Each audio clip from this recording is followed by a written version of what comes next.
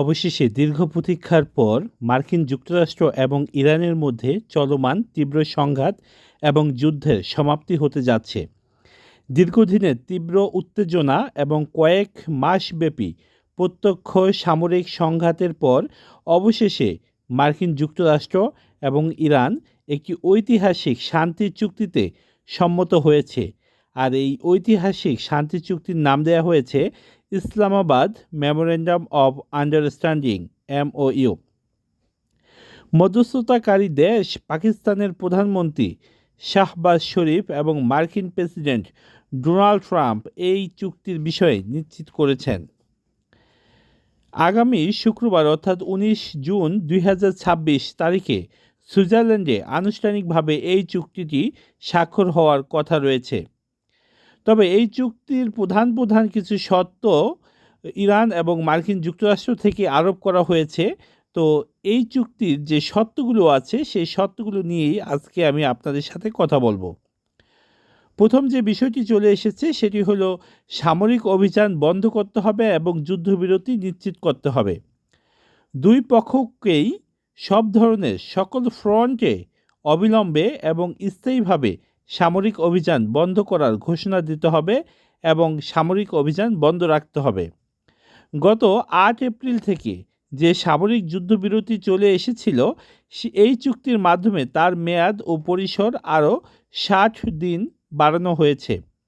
এই সময়ের মধ্যে কোনো পক্ষই শত্রুতামূলক কর্মকাণ্ডে জড়াবে না। দ্বিতীয়টি বিষয় হলো হরমুজ প্রণালী ও নৌ অবরোধ প্রত্যাহার করতে হবে।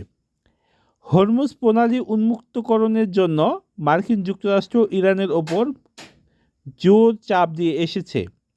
ইরান হরমুজ প্রণালীর উপর তাদের নিয়ন্ত্রণ শিথিল করবে এবং বাণিজ্যিক জাহাজ চলাচলের জন্য হরমুজ প্রণালীকে সম্পূর্ণভাবে টোলমুক্তভাবে খুলে দেবে।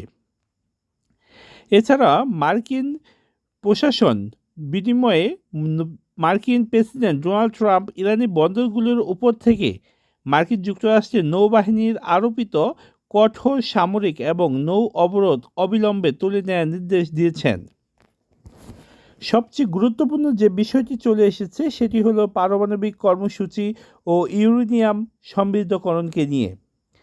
অস্ত্র না বানালেও ইরান কিন্তু তার পারমাণবিক কর্মসূচি চালিয়ে যাবে।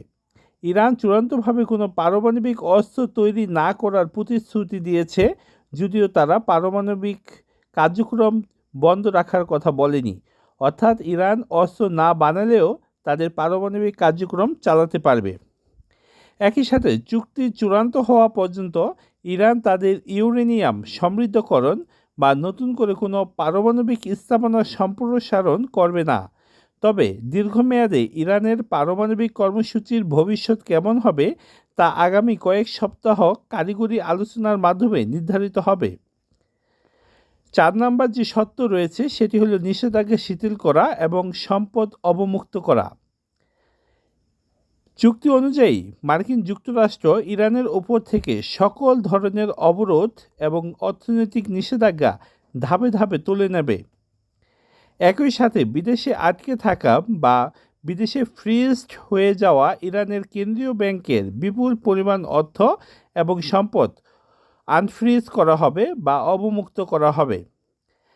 তো আরেকটি বিষয় যেটি আছে সেটি হলো এই শান্তি চুক্তির কারণে এর যে প্রভাব, আঞ্চলিক প্রভাব এবং ভূরাজনীতি কী হবে সেটিও কিন্তু একটি গুরুত্বপূর্ণ বিষয়।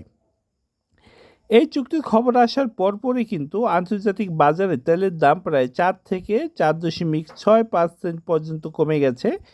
তবে ইসরায়েল জানিয়েছে যে তারা এই চুক্তির কোনো অংশ নয় এবং লেবাননে হিজবুল্লাহর বিরুদ্ধে তাদের সামরিক অভিযান এই চুক্তির কারণে থমকে যাবে না।